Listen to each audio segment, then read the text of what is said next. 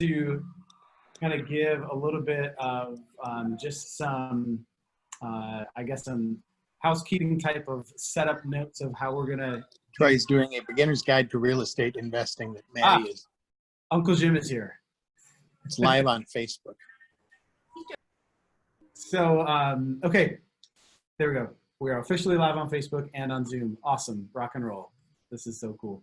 Okay, so we're going to get started, and a couple things I wanted to let you guys know just as we get things rolling. As I mentioned, this is being recorded, so if you want to jump on later and cycle back and hit some of the stuff that we're talking about, that's completely fine. You can do that. Also, I want as much as possible for you to utilize the chat box. If you have questions that pop up, go ahead and throw those in there. And there's a good chance that I'll probably answer them as we're going along. I was also looking through a lot of the pre-survey questions that you all were filling out as you were signing up for this class. And so I hope to answer a lot of those questions tonight too. And so again, utilize that chat box, and I'll try to monitor it. And I've also got my friend Chelsea who's going to be watching it here as well, and she may flag me down every once in a while with a question as it pops up. But for the most part, we will have a Q&A that comes up here at the end as well. So if you want to get some questions answered at the end, we can do that as well. So the first thing that I want you to understand is that this, exactly as it says, is a beginner's guide to real estate investing. We're not going to go into the deep dive tonight. This is the water ski version, not the scuba dive version.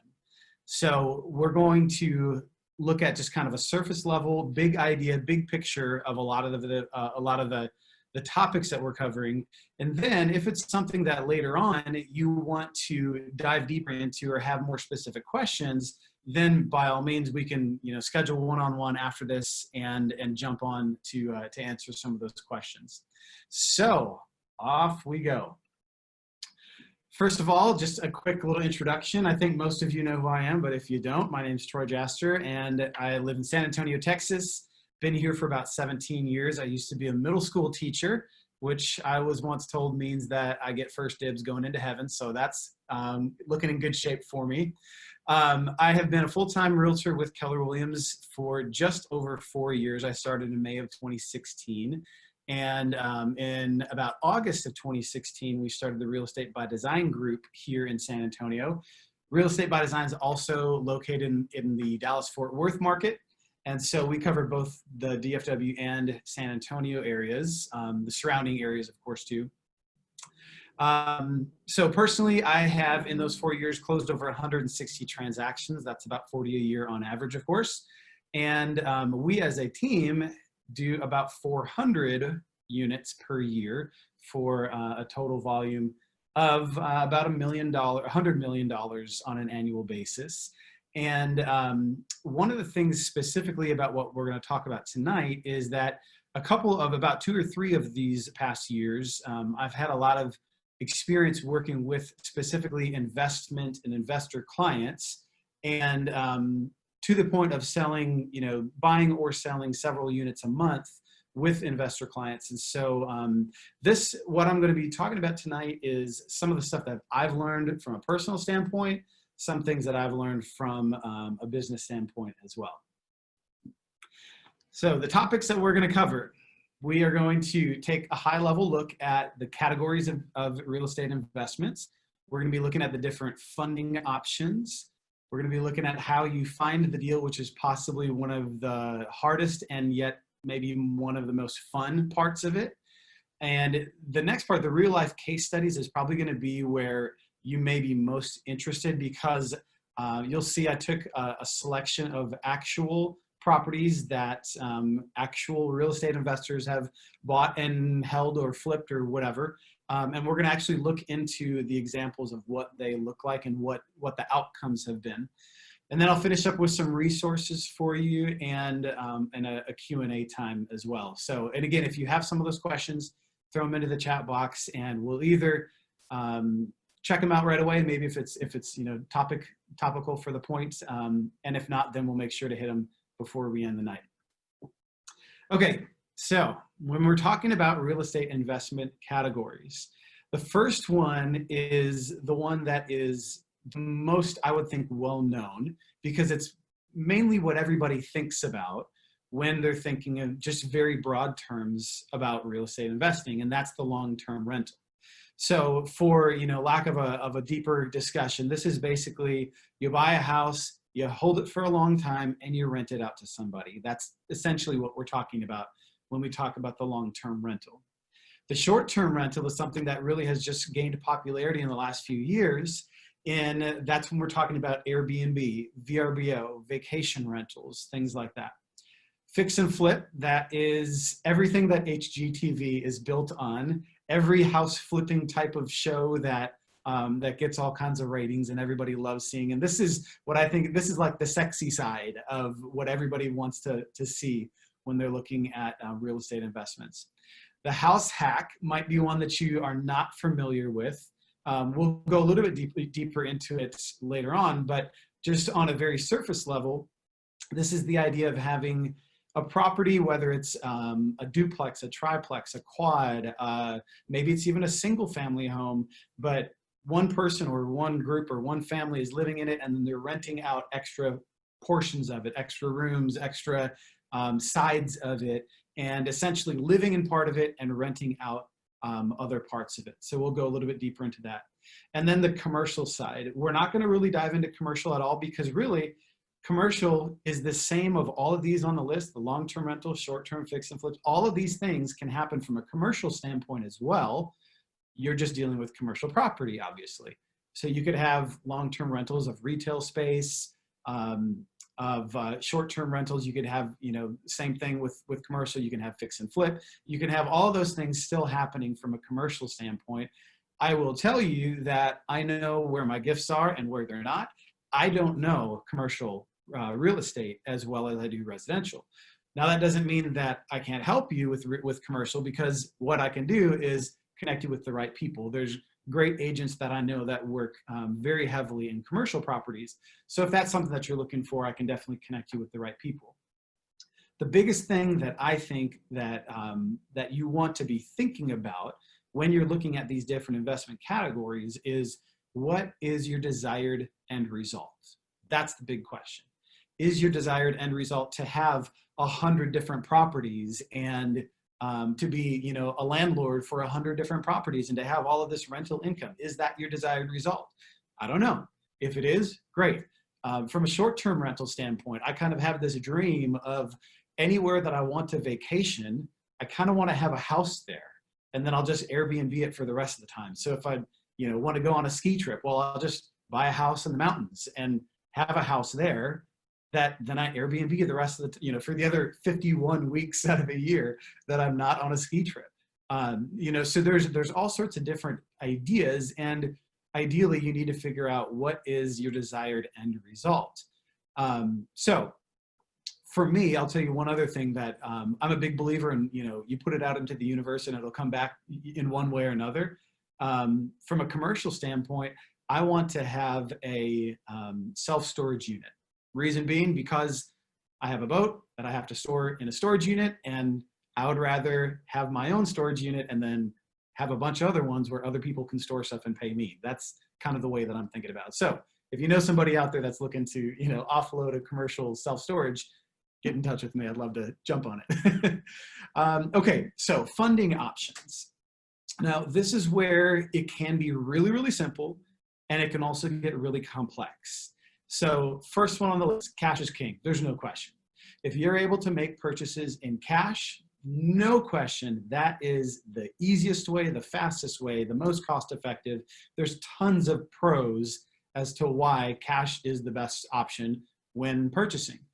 But I know that's also not the way that works for everybody. So we've got to have other alternatives too. So the next one, and these are kind of listed as like, from, I guess, maybe the easiest to obtain down to the hardest to obtain. And so the conventional loans, just like normal with, if you have a mortgage on your house, you can get a mortgage on an investment property.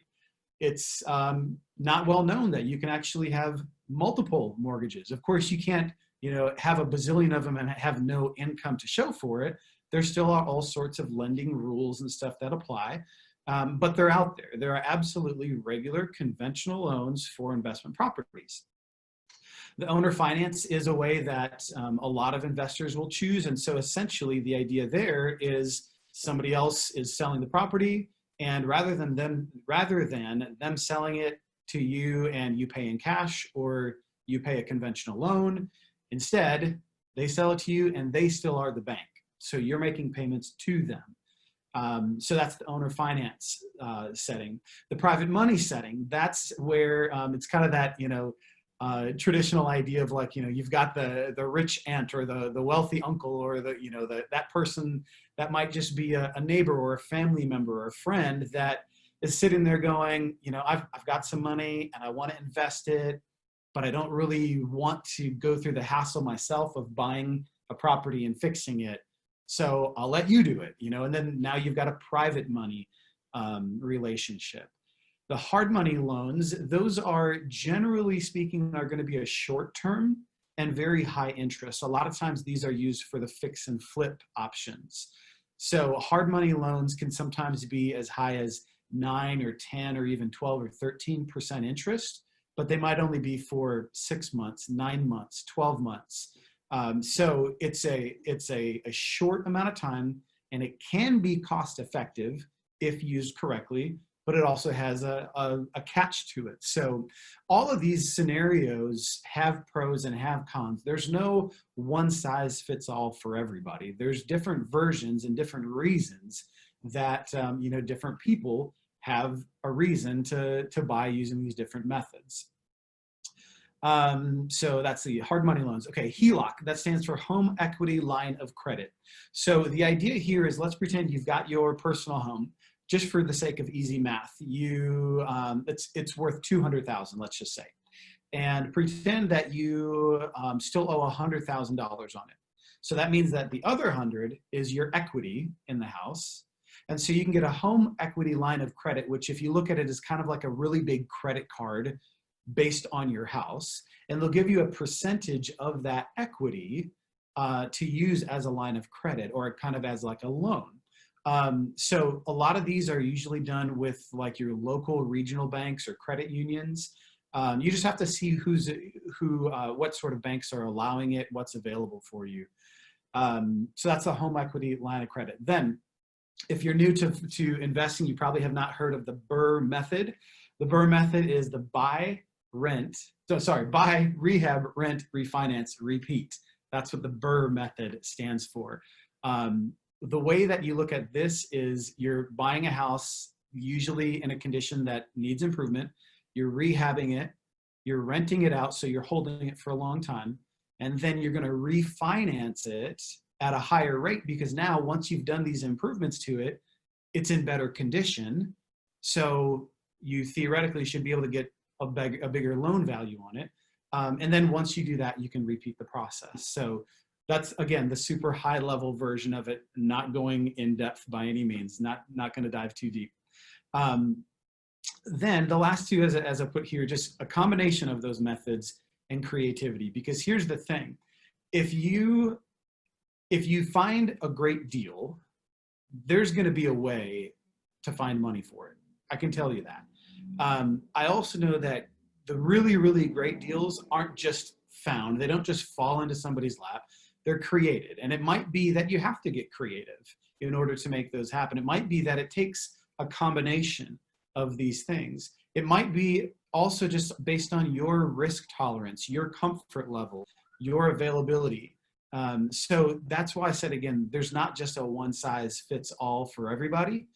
You really have to look at what is the best scenario. What do I feel best about?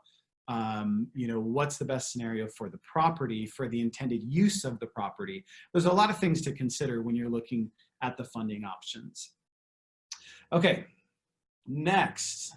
Oh, and one last thing I'm going to say just in regards to the funding side of things. Something that I have absolutely learned in my investment, personally speaking, in my investment history, and then also in working with other real estate investors, is it's very different than when you're buying a house that you are going to live in, that your family's going to live in for the next extra number of years. When you're talking about the financial aspects of an investment purchase, it is simply all about the numbers. It's not about emotions. You really, really have to keep your emotions in check. That's something that I've absolutely learned, is that when it comes down to it, I don't care how the house looks. I don't care, you know, what my heart says about it, or what other people think about it. It comes down to the numbers. That's flat out what it comes down to when you're looking at real estate investing. When you're buying for your own home, that's a primary residence, a personal residence, I get it. It's going to be different. Yes, the numbers are involved, but there's a lot more emotional standpoint that comes into it. So there's the funding side. Now it's time to find the deal. So as I mentioned, this can be the most fun. It can also be the most frustrating. It can also be the longest and most difficult part of the process. So a few different ways that you can find the deal. Number one, obviously, I'm a realtor, so you could reach out to your local realtor. If you are not in my market, then I can absolutely help you find somebody that is. If you're in the DFW market, we've got our team up there. If you're somewhere else around the country, we're connected through Keller Williams all throughout the country, so I can almost always find you a great agent to help out. Now, the reason that I obviously specifically go to the real estate agent first is, number one, access to the MLS systems of the local market. Now, one of the challenges, though, is that the MLS system is basically open to all agents. Who knows how many are in your area? There's about 11,000 in 12,000 or so in the San Antonio market. So the MLS system is open to all of the agents. And then a lot of times it will also be duplicated out to all of the big systems, Zillow, Realtor.com, all that kind of stuff. So here's the challenge, is that you're trying to find a great deal amongst millions of other people trying to find a great deal also. So that can be a real challenge if you're just going to be looking at what's on MLS, what's on Realtor.com, what's in Zillow, et cetera. So the expertise of a local realtor will be able to most specifically see the second line there, the off-market and pre-market houses. This is where you're, in most cases, going to be able to find the best deals. And the reason that I say that is because we, as real estate agents, we are usually the first ones to find out about things. And I heard it put to me this way one time, and it's just always just kind of rang true in my head, that the kind of things that we are able to know, the insider information, if you will, is the kind of stuff that put Martha Stewart in prison in her industry. Because for us, I can have somebody come to me and say, hey, I'm going to be selling my house. And then we can go through the paperwork and I can bring it out to people and go through all the processes. Or I could even buy it myself before it ever hits the market, which again, that's the textbook of insider trading of, you know, the stock market, which is not allowed, but in real estate that is. So we may then know about off-market or pre-market deals that are coming our way or coming on the market or coming from other agents within our offices. So that might be a system that, you know, we'd be able to lock into. Wholesale networks, wholesalers. So this is an idea of where a person, an investment wholesaling company finds a property that's for sale and then doesn't really do any work to it at all, but they identify that property and then they resell it. So it's a wholesale. It's just like anything else in any other industry. They're just pushing it from one person to the next and making a margin on it, making a profit on it. I will tell you that the wholesale market is unregulated in that it's not licensed like we are as realtors. So you just have to have some caution. There are some great wholesale people and great wholesale companies out there. There are also some that aren't as good. So I'll leave it at that. Then let's see, next one on the list, prospecting and networking. So I'll give you my prospecting example. I'm currently trying to find for some clients of mine a short-term rental, an Airbnb style rental that is on waterfront property. And we checked all the areas around San Antonio, and we were kind of striking out. We didn't really find exactly what we're looking for. So I started to think creatively, and one of the things I did was I reached out to different people that have their houses listed on Airbnb, VRBO, et cetera. And I just simply asked them, I'm a real estate agent. Do you have any idea or any desire to sell at all? And most of them honestly came back and said, I'm actually not interested, or a couple of them said, yes, we are interested. One of them, the price was way higher than what my buyer was expecting or anticipating. But I'm looking at a way to find something that is not currently on the market. That's the idea. Networking is the same way. You're basically just using your network to figure out where are those properties that aren't actually on the market, but maybe they're coming up on the market. REO, real estate owned. That's what that stands for. That means bank owned. So the house had a mortgage on it, ABC Bank, whatever it was, and the person that bought it didn't make their payments. They got removed from the house. Now the bank owns it again. That's an REO property, a real estate owned. Short sale and foreclosure. Foreclosure is sheriff shows up at your door, says, get everything out, puts the notice on the door, you're not allowed back in, change the locks. Short sale is I, as a seller, say, I want to sell my house, but I know that if I sell my house, it's not going to get as much in the sale as what I owe on it. So just to throw some easy numbers, pretend the market says the house is worth $200,000, but my mortgage is for $225,000. So if I sell my house, I still won't actually capture enough to take out that mortgage and to clear it all. So that's meaning that I would have to sell it short of the value of my mortgage. So that's the short sale. So those are some what we call distressed sales. I think everybody has that idea of I'm going to go to the courthouse steps and I'm going to find the deal of the century for 50% of the retail price. And yes, that actually still does happen once a month, first Tuesday of the month in San Antonio, and I'm sure in every other place around the country, that still does happen. What I can tell you though is that at least for San Antonio, maybe it's different if you're in a smaller market, but in a large market like we have, the professionals show up at the courthouse steps. And if you are an individual and you're hoping to use that conventional loan and swing a deal, it's going to be very, very difficult. In fact, probably unlikely when the person next to you has done this 1,000 times before. They have a cashier's check in hand. They've already done their homework. You're going to be outgunned in a lot of cases if you are a brand new investor versus that seasoned veteran. I'm not saying don't do it. I'm not saying you can't do it. I'm just saying that that's something that you probably are going to be outgunned if you're a brand new person. And then the last one, driving for dollars. That's just a kind of a fun little term of getting creative and thinking outside of the normal. I'll give you the example here is that about 2 years ago, I think it was, some buyer clients of mine were very, very specific on the market, or sorry, excuse me, the neighborhood that they wanted to live in because they had family already living in that neighborhood. So happened to be, they were visiting their family. They drove in on a Saturday morning. There's a house that has a garage sale on this, Saturday morning as they're pulling into the neighborhood. So they stop at the garage sale.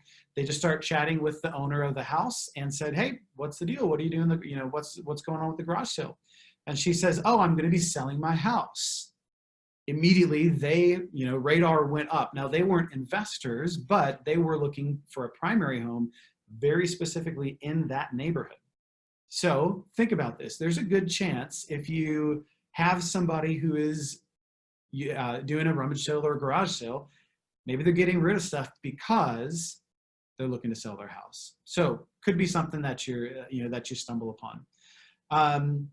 The big thing that if you kind of summarize all of this, the idea is you got to be proactive and not passive.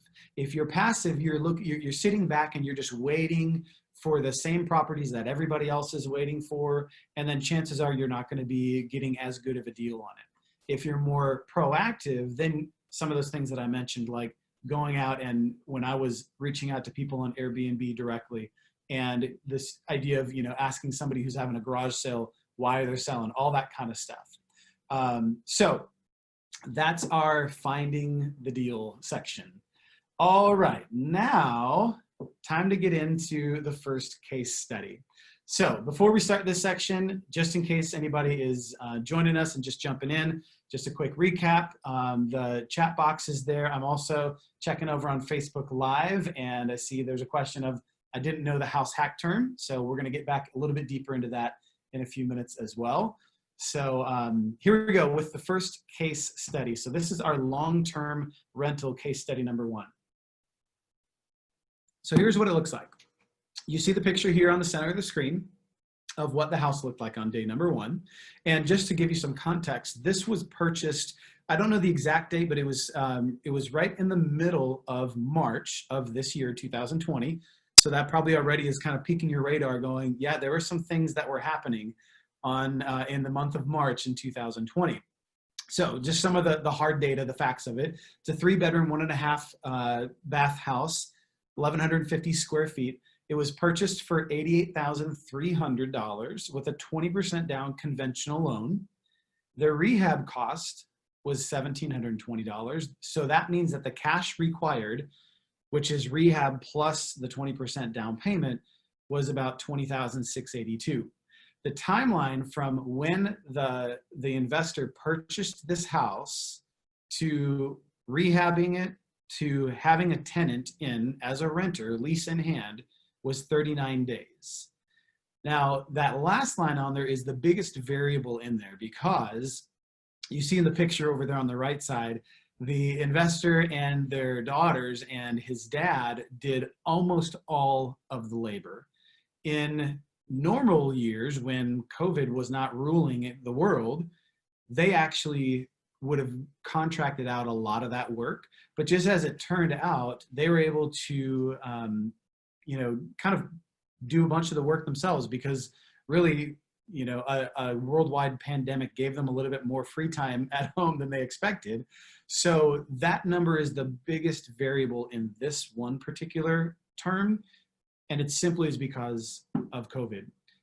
Had they not, had it been more normal, that number probably would have been a fraction of what it is. But then, of course, the flip side is that the rehab costs would have been drastically higher. Now, the second part of this is where the numbers break down. So here's that same exact house. So on the left side in green shows the purchase price of $88,300. They have an interest rate of 4%. There's that 20% down payment we talked about because they had a conventional loan. So the $17,000 number, that's the down payment that they had to pay out of pocket. So then that means that their mortgage is about $70,640. And then if you go all the way to the bottom of this one right here, it says their total monthly mortgage payment, just a little over $452, broken down here into the principal and interest of the loan, the property taxes, that's on a monthly basis, and the homeowner's insurance on a monthly basis. So these are all the monthly basis numbers right here. So that means that every month, this investor is writing a check for $452 to their mortgage company, taking care of the property taxes, taking care of the homeowner's insurance. Now, as I mentioned, 39 days after they bought it, it was then rented out. Now, if we go up to the left, or sorry, excuse me, the right side here in yellow, we see our cash flow analysis. Now, this is the part that is going to be the most important when you're looking at a long-term rental. What is the monthly cash flow? Because what you really want to be looking at is that cash flow becomes the most important number when you're looking on a month-to-month basis. So 39 days later, they were able to secure a tenant that paid $850. Now, the dumb investor is going to go like this: $850, subtract out $452 for mortgage. That means, what is that? Almost a $400 monthly cash flow. So that's what the dumb investor is going to do. They're going to be like, woohoo, $400 a month. That's awesome. $4,800 a year. That's cool. Great. But the smart investor is going to be looking at these other fees that come into it. And the first one right here is property management. So the property management fees that I've seen are usually in the range of 8 to 10%. This one's right in the middle here at 9%. So what this investor is doing is they're paying a property management company to, generally speaking, what property management companies are doing is they're finding the tenant, they're screening the tenant, which I think is probably the most number one important part of the property management process is that they're screening the tenants. So they're running credit checks and background checks and employment histories and rental histories and things like that. And then on a monthly basis, they are taking care of things like collecting the actual rent. And if the rent is late, they're the ones that are reaching out instead of you as the investor reaching out. So this particular property management company, it's 9%. And that's just something that you have to figure out on your, again, your comfort level of, do I want to pay a monthly, property management? Do I want to just try to do this myself? And that's up to you. That's up to every individual investor. And then you see those other three: vacancy, capital expenditures, which we call CapEx, and repairs. So this is a really smart investor that's looking at this going, 5% of my monthly gross, that $850, 5% of that is going to be pushed aside into a vacancy savings account, so that at the end of the year, when this turns over, when that lease expires, if it takes me a month or 2 months or 3 months to find the next tenant, I'm not stuck, because guess what's happening during that month or 2 months or 3 months where you're trying to find the next tenant? The mortgage is still due. So you've got to have some money built up. So if that person ends their lease, which that happens, that's normal. So they end their lease and they're gone, you've got to be able to have some money set aside to cover any sort of a gap. Capital expenditures, CapEx, that's going to be doing things that are major improvements, like it needs a new roof, it needs a new air conditioning system, something like that. So again, it's small amounts that you're putting aside on a monthly basis, knowing that that might be something that only comes up every 1 year, every 3 years, every however many years as a large expense. But if you're not taking care of that on a monthly basis, then all of a sudden, 5 years down the line, you've been spending that cash flow because you think this has just been this cash cow, and all of a sudden you need $6,000 for a new roof and you don't have it. Then the repairs, and that's more of like on a short-term monthly basis of the smaller types of repairs. For instance, I'll give you on one of my properties just this past week, my property management company actually requires a $400 buffer account. So essentially, they are holding $400 of my money every single month on a rolling basis. They have $400, so that if some small repair item comes up, they don't have to call me and get approval from me if it's a leaky toilet that needs to be fixed. So for instance, last week, I got a notification that said there was a small issue with the air conditioning system in a rental property of mine. And so rather than them calling me and me trying to have to set up all these things to get an air conditioning company out there, instead, they already had it taken care of and fixed for, I think it was $124.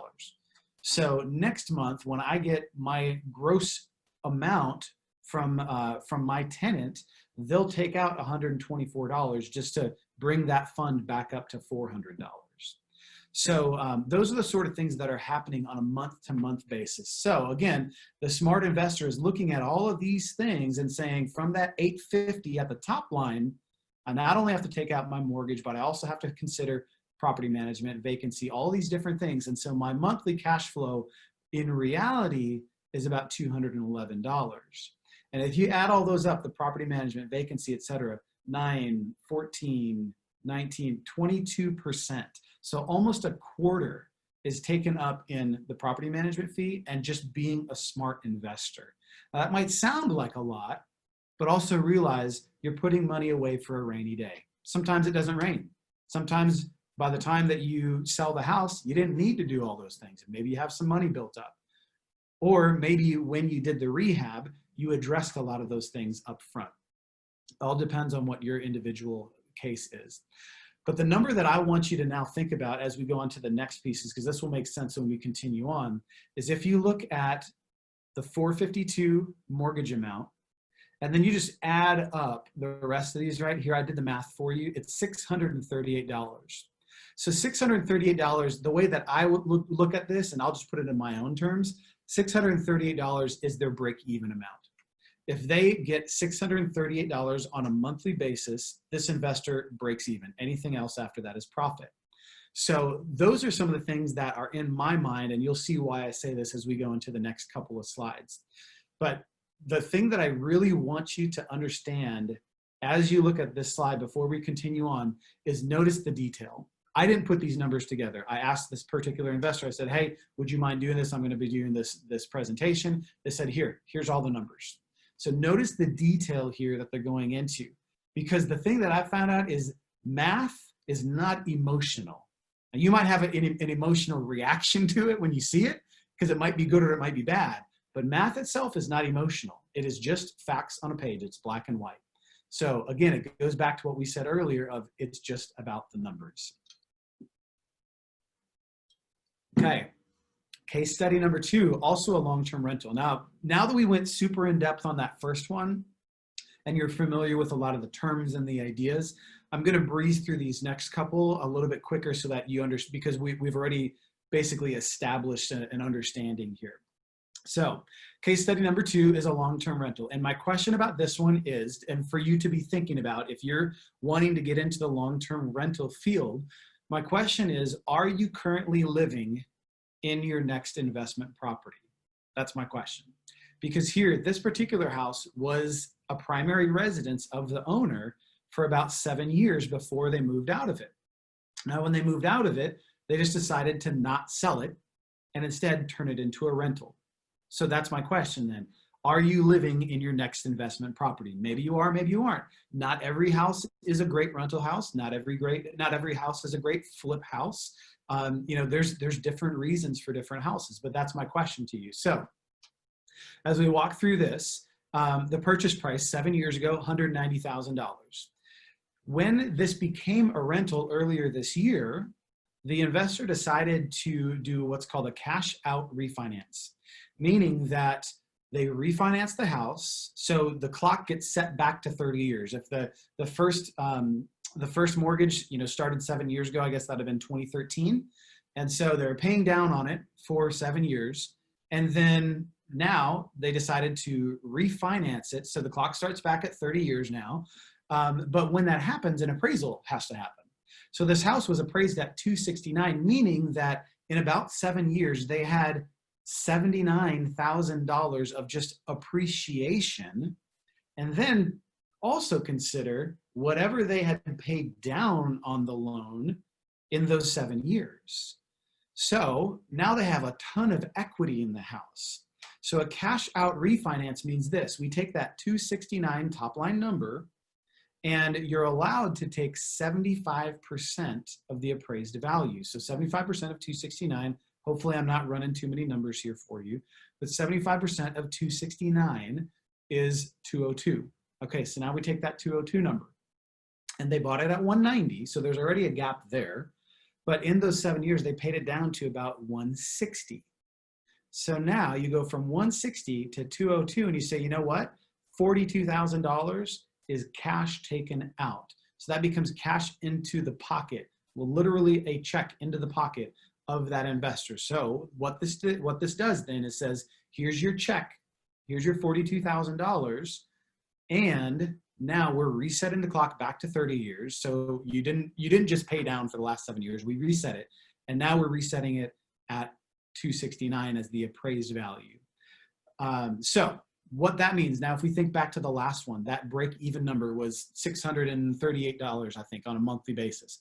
Obviously, this is a lot different type of house, a lot different price point of rent, and a lot different price point of purchase. So the numbers are going to be different, not good or bad, not right or wrong, just different. So the new break-even number on this house is $1,929 per month. And that's all inclusive of all those fees and all of those set aside amounts and all of that stuff that we saw on the last one. It's all inclusive here. Again, like I said, I'm going to kind of fast forward on these because on the last one, we learned about all the different steps. So this one shows that break-even amount is $1,929. Mortgage, property management fee, HOA dues, property insurance, all of that stuff, all inclusive, $1,929. Well, this house is being rented out at $2,200 per month, which means about $270 of cash flow per month. Again, that's the key thing, is what is the cash flow per month. Now, you might be looking at this and you might be going, I don't get it. The last one, $211 a month. This one, $270 a month. That's just over $3,000 a year. That's not life-changing. You might be thinking that, and I get that. But here's what I really want you to think about. If you're right now going, I just don't see it, that's not really that big a deal, but I want you to think about a few things. Let's just say, okay, this house was lived in as a primary residence for about 7 years. In that 7 years, they had almost $80,000 of appreciation. Let's fast forward 7 years. And now it's 2027. And I'm just going to use the example and say, what if it also appreciates another 80,000? So now it's at like 350,000. Okay. So now we have a $350,000 asset here. Likely the rental amounts have probably gone up, but the mortgage doesn't go up. The property management fee might go up a little bit. The HOA fee might go up a little bit, but it's going to be marginal. So the rents are probably going to be going up. But now all of those 7 years, this is the key point to understand. The owner has not been paying the mortgage. The renter has been paying the mortgage. That's the big idea. So 7 years from now, if this owner wanted to sell the house, and again, just using all these very broad estimations, now it's appraised at 350, and they want to sell a house at 350. Well, again, they started at 269 and they chipped away at that mortgage, and now that gap is getting even bigger. So that's the big picture to be thinking about. Is it's not a long-term rental is not going to make you extremely wealthy. It's not going to make you super duper rich on a month-to-month basis. But also think about this. One house at $211 a month, one house at $270 a month. We're talking not even $500. Again, that's not life-changing. But what if you had 10 or 15 or 20, and now it was $5,000 a month of cash flow, and $5,000 and excuse me, 10 or 20 properties that were appreciating over time, like these two that we've been talking about so far. So that's where the big picture starts to really come clear. Okay, long-term rentals, done.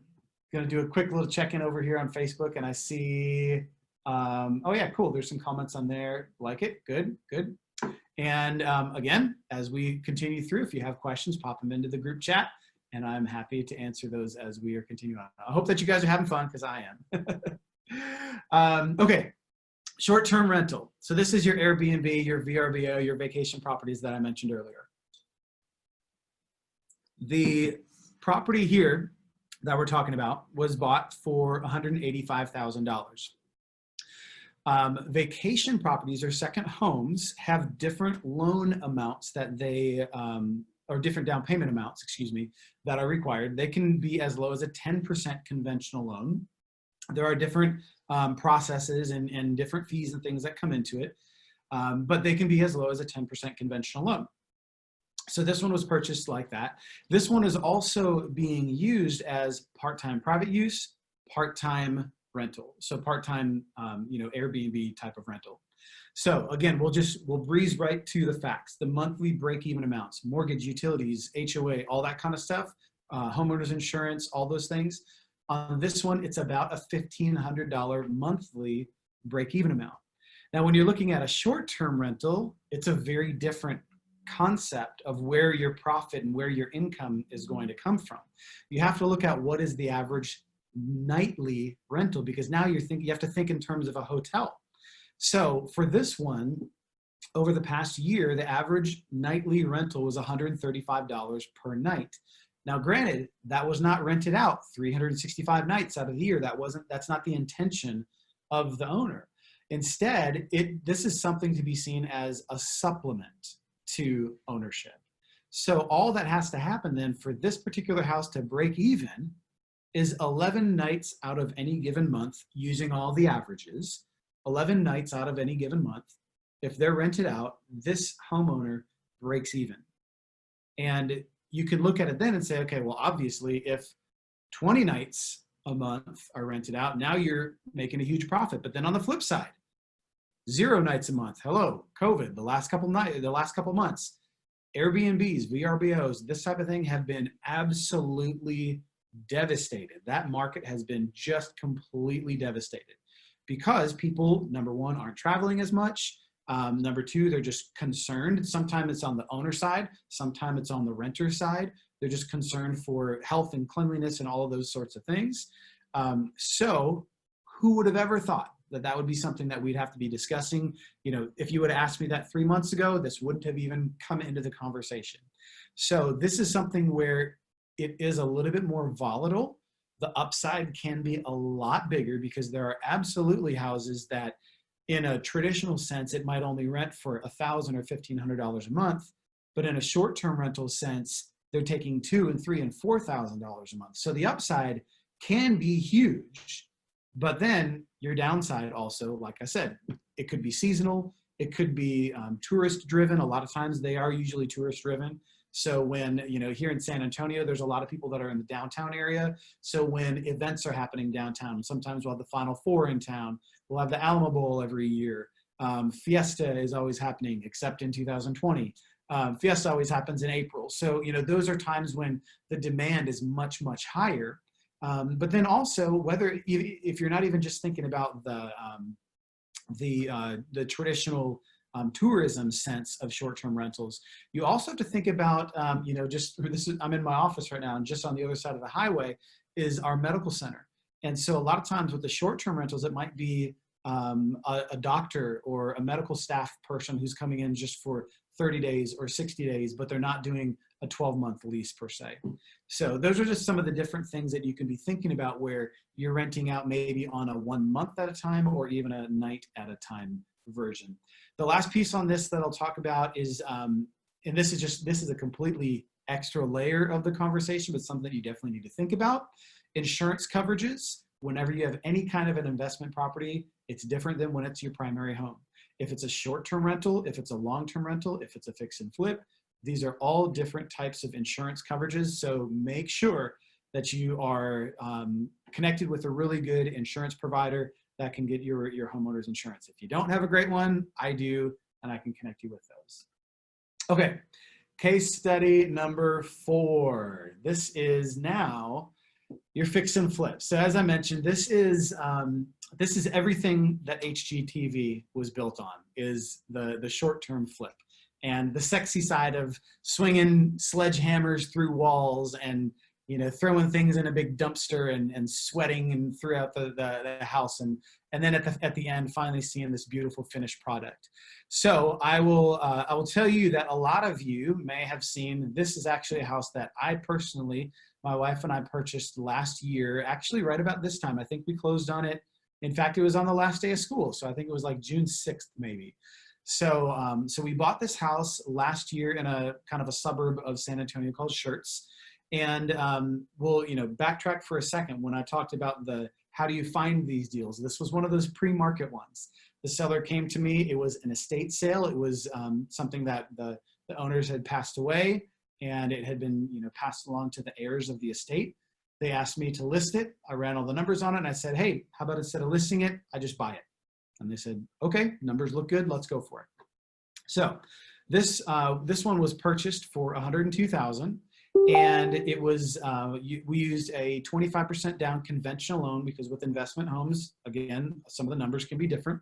So we did a 25% down conventional loan. The rehab was about $55,000 funded through cash and a home equity line of credit. And the big line here, we broke even in the end. That's really what it was. We broke even. We learned a lot, had some fun, had some frustrations, learned a lot. And did I mention we learned a lot?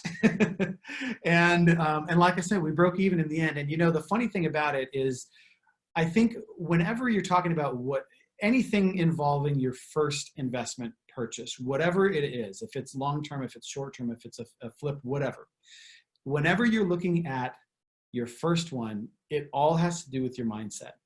And my mindset, as morbid as it may sound on this particular house, was if we can buy it, rehab it, sell it, nobody gets sued, nobody dies, that's a win. That was my mindset. I was like, you know what? If we make money, awesome. If we lose money, well, that's not what we're trying to do, but hey, it's going to be a great experience. That's what we looked at it. And so for this particular one, like I said, we bought it right about the first week of June. We immediately had contractors working on it, and $55,000 is a very, very extensive rehab. In that also is what we call holding costs or carrying costs, where we had a mortgage on it. So the months that we were holding the house and working on it, those were monthly mortgage payments. The property insurance, homeowners insurance, that was having to be paid. So, you know, then of course, obviously above that, the contractor work. So like I said, in the end, we basically broke even. It was pretty much a wash. It ended up being officially sold in November. So that's what, 5 months or so. We did have it under contract a couple months earlier. The buyer had some issues. They had to back out. That's part of it. And as I said here on the bullet point, it is not as sexy as seen on TV. You do need to make sure, if you're going to tackle a project like this, make sure that you are current on your what's the shot that you're supposed to take that oh, I can't think of it now. The one where, you know, oh man, tetanus shot. There we go, tetanus shot. That's what I was thinking of. Make sure that you're current on your tetanus shots. I was actually demoing part of a ceiling, and a board came down from the ceiling, bounced on the floor, ricocheted up into my leg, nail straight into my shin, blood, tetanus shot the next day. So, so make sure that you're up on your tetanus shots if you plan to do that. And like I said, you have to go in with it with the mindset of, you know, this is my first one. And honestly, I know this doesn't sound like it doesn't sound very fun, but go into it almost expecting to lose money, because then if you don't, that's a win. And I don't want you to lose money, but just on the first one, you have to understand it's gonna be tough. But every subsequent one, I'll tell you what, the biggest thing that came out of this, the biggest positive that came out of this for me is the confidence. Now I can walk into another house and go, okay, well now I know some of the rehab that's going to be necessary. I know some of the costs. I know some of the things that if I see this particular thing come up on the next house that I'm ready to buy, I'm out. I don't want to have to deal with it. So I know some of those things. The last point on there, know also that whenever you're talking about short-term flips, you have to be thinking about capital gains taxes. Here's the bonus. When you don't make money, you don't have to pay taxes on it. So capital gains didn't come into play for me. But if you make a huge chunk of money on it, short-term capital gains will come into play. And that's all I'm going to say on that, because talk with your CPA or whoever you trust on that. Okay, almost wrapping up here. The last couple here.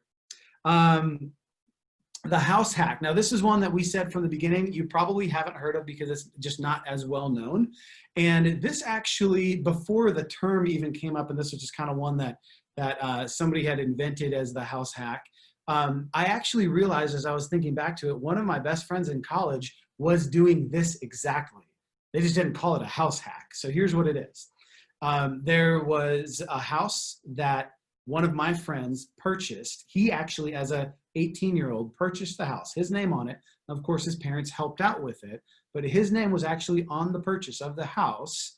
It was a 4-bedroom, 3-bath house close to the college campus. He bought it as a freshman, and every year he had 3 roommates. So 4 bedrooms, the owner, and 3 roommates. So they bought it for right about $100,000, and the monthly mortgage was about $900 a month. So between these 4 guys, remember one of them is the owner, between these 4, they split the rent, $225 a piece. Additionally, splitting utilities, water and electricity and cable and all that kind of stuff. And now what this owner, my friend, at the end of his college career, actually had a house that he could sell. And we saw all of those previous reasons of why long-term rentals are good ideas. But think about this. $900 is the full monthly mortgage, and $225 is what he was paying.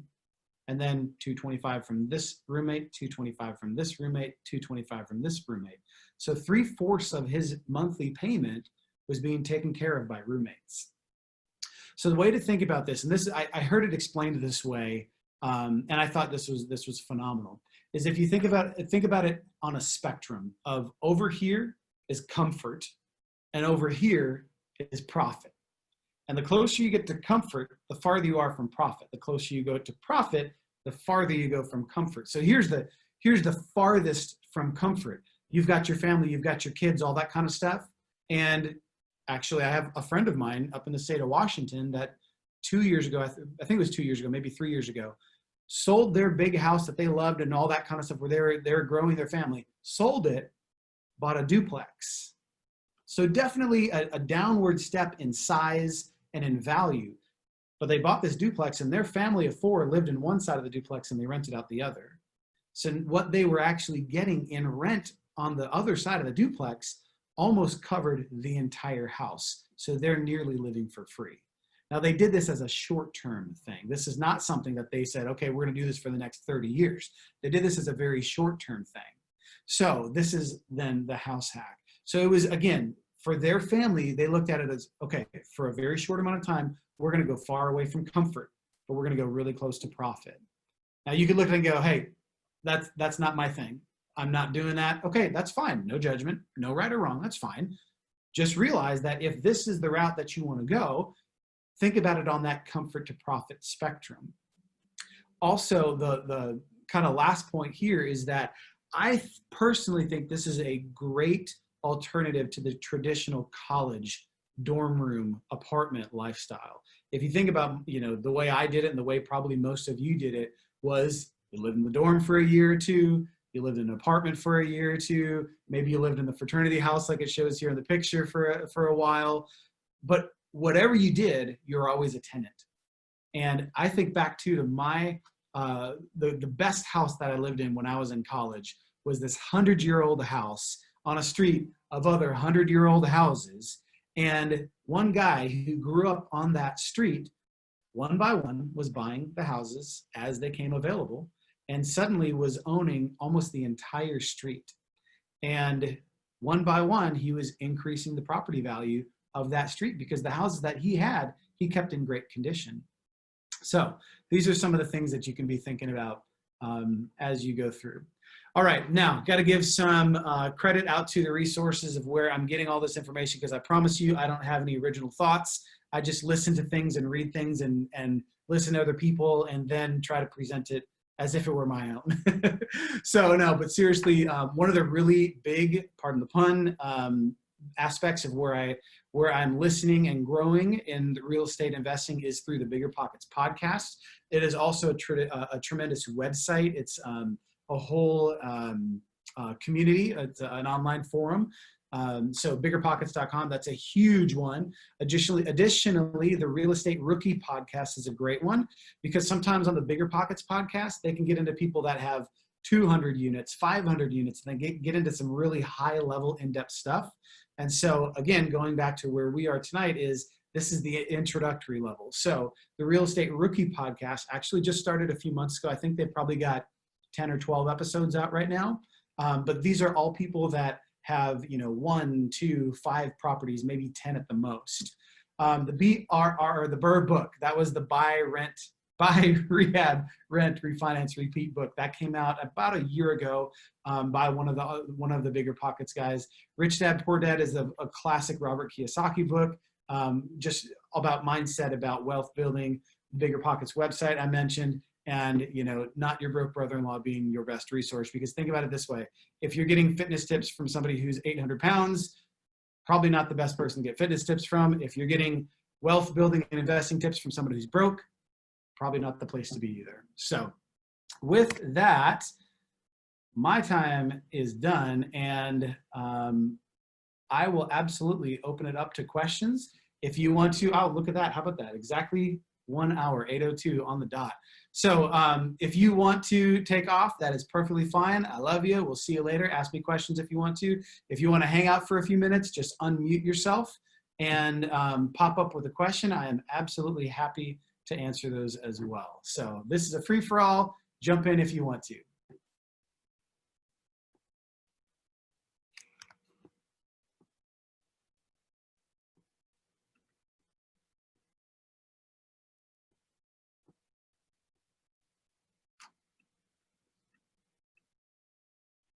Anybody? Okay, here's, So yes, can anyone reach out to get set up on a search to find the next deal? Yes. Um, so if you are, this was in the chat box, by the way. So one of the questions is, can anyone reach out to get set up on a search to find the next hidden deal? Yes, absolutely. There are deals that just from that like kind of hidden deal aspect, there are things that I come across on a daily basis that obviously, first dibs, I'm usually looking at it for myself, but I know that not everything works for myself, and I certainly can't buy everything in the world. So if it's something where I know, hey, this might be a really good deal for somebody else, and you raise your hand going, hey, I want to be included next time you're thinking of it, by all means, reach out and I can throw some of those ideas your way too. Hey Troy, I did see someone on Facebook ask about if their house, like how do they know if their house is their next investment? Ooh, that's a good question. So the thing I would say is just like any other skill, real estate investing deals in repetition. And before I ever bought an investment house, before we ever flipped a house, before we ever bought a long-term rental or anything like that, I was getting repetition in analyzing the numbers. And we actually, before we bought the Tiffany Lane flip house, we actually were under contract on a different house before. So it all comes down to the numbers. When we sold our last house, when we moved out of our last house, I ran numbers to go, is this a better sale? Is this a better rental? And you really just let the numbers tell you. So to answer that question of how do I know if I'm living in my next investment house, it comes down to the numbers. And that's something that we can certainly help you analyze what it looks like, because what it'll come down to is we can figure out the numbers of what will it look like in a sale situation, what will it look like in a long-term rental situation, or if you happen to be in a niche area, maybe what would it look like in a short-term rental situation too. So it really just comes down to analyzing the numbers and seeing what makes the most sense, and then allowing the numbers to guide you in whatever direction makes the most sense. And does that cost money? Like, does that cost money for you to run the numbers for somebody? You could pay me if you wanted to, but no. No, it doesn't. That's a service that we just provide to our clients or prospective clients. Any other question? Let's see. I've got, looking to buy soon. First, would you recommend I buy a townhome or something, pay it off and move if I rent out, or buy the house I love and just sell if I have to move? Woo, there's a lot of questions within there. Okay. So first time buy. Okay. I will say this. I've used this, with all my first time buyers in the last couple of years. I've come to them with this sentiment of, when you're buying your first house, and this is how it was when I bought my first house. I was signing up this 30-year loan, and I was 24 years old, and I was like, I'm gonna live here for 30 years. I lived there for 2. That's the reality. I bought a house that was just for me because I was single, and it was small, and it was really, really cheap because I didn't have any money. And so I bought that house because it was all I could afford, and I lived there for 2 years. So most first-time buyers way overestimate the amount of time that they're gonna actually live in their first house. So here's my message to first-time buyers. Buy it with the intention that you'll live in it for a little while, but own it forever. Think about that. Gonna live in it for a little while, but own it forever. Meaning that 20 years, 30 years, 40 years down the line, I'm gonna have this paid for investment. It's gonna be feeding me money every month. And like if you're in a situation like me, I've got a 7-year-old and a 4-year-old, I'm looking at earmarking, not like exact earmarking, but kind of mentally earmarking these different properties as like, this is their college fund. This is his college fund. This is his college fund. Like thinking about it as when it's time 11 years from now, 14 years from now, for them to go off to college, I'll be able to sell these properties or refinance them or whatever, have a chunk of cash, pay for college. So it's a totally different concept, totally different mindset of the way to think about it. So the second part of his question here, would you recommend I buy a townhome or something similar, pay it off, and if I move, rent it out. Again, I'm going to go back to if it makes sense. If the market makes sense, I would absolutely do that. Townhomes are something where in some areas it is a great investment. In other areas, they don't appreciate as much as a more traditional single-family residential. I actually will be listing a townhome in another month or so, about the 1st of July. And it's something where, you know, it serves a purpose, and it's a great rental if you have them. And then the last part of the question here was, or do I just buy the house I love and just sell it when and if I have to move? Again, let the numbers dictate that. Because as I mentioned, when it was, you know, that situation of, do I sell our old house? Do I rent our old house? It just became something of what makes the most sense. And really, it was a matter of it's good or also good. So we put it up for rent, we put it up for sale. Let's see what happens first. So good questions there. Okay, any last questions? Let me check the chat box over here. Any other last questions? Anybody want to jump off of mute and fire away? Got a few more minutes.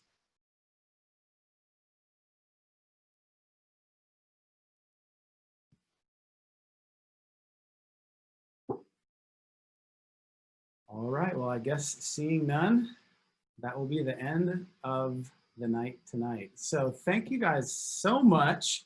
This was fun for me. I hope it was fun for you. And if you have more questions, all my contact info is there. You can definitely reach out to me. And I hope you guys have an amazing night. Thanks so much.